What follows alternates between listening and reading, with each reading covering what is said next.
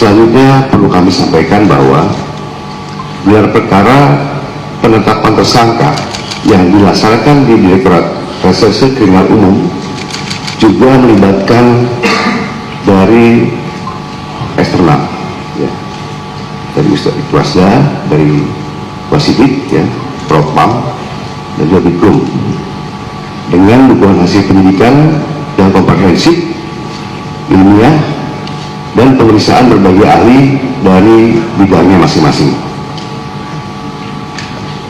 Berdasarkan hasil penyidikan, kami menetapkan 8 orang sebagai tersangka yang kami bagi dalam 2 klaster, antara lain 5 tersangka dari klaster pertama yang terdiri atas Lasama, ES, KTR, MRF, RE, dan DHL.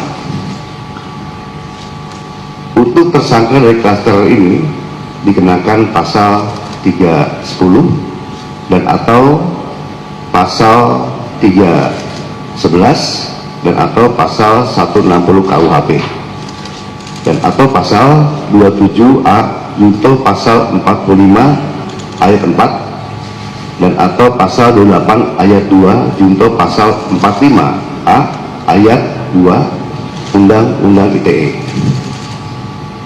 Untuk klaster kedua, ada 3 orang yang kami tetapkan sebagai tersangka, antara lain atas nama RS, RHS, dan TT.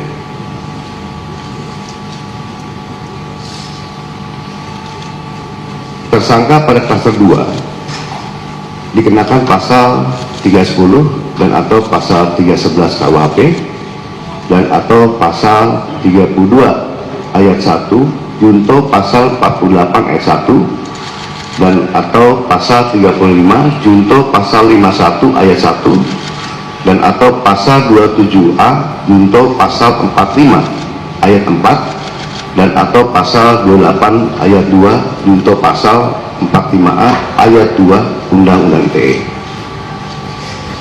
Rekan-rekan media yang saya banggakan, dalam prosesnya penyidik telah memeriksa 130 saksi dan 22 ahli dari berbagai bidang yang terdiri dari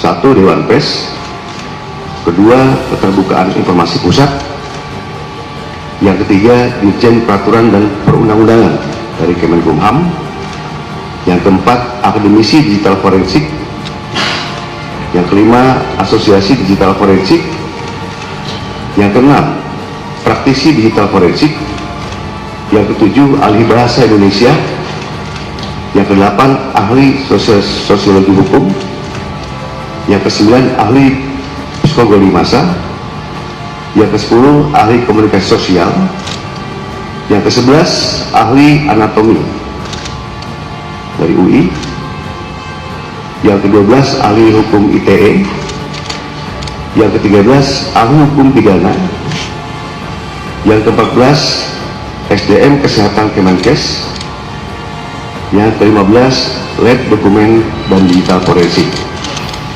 Selain itu, penyidik juga telah menyita 723 item barang bukti termasuk dokumen asli dari Universitas Gadjah Mada yang menegaskan bahwa ijazah isi Joko Widodo adalah asli dan sah.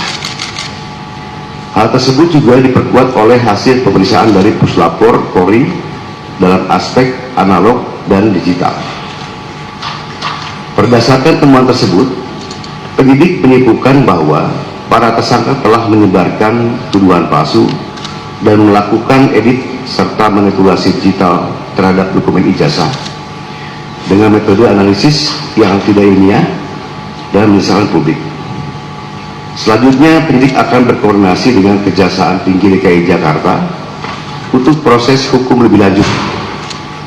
Pada kesempatan ini, kami tegaskan bahwa penanganan perkara yang kami lakukan murni proses penegakan hukum.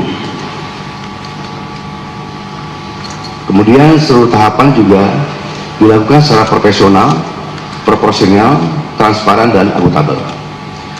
Oleh karena itu, kami menghimbau kepada masyarakat untuk bijak dalam menggunakan media sosial, jangan mudah terprovokasi oleh informasi yang tidak benar, serta selalu melakukan cek dan klarifikasi sebelum menyebarkan sesuatu.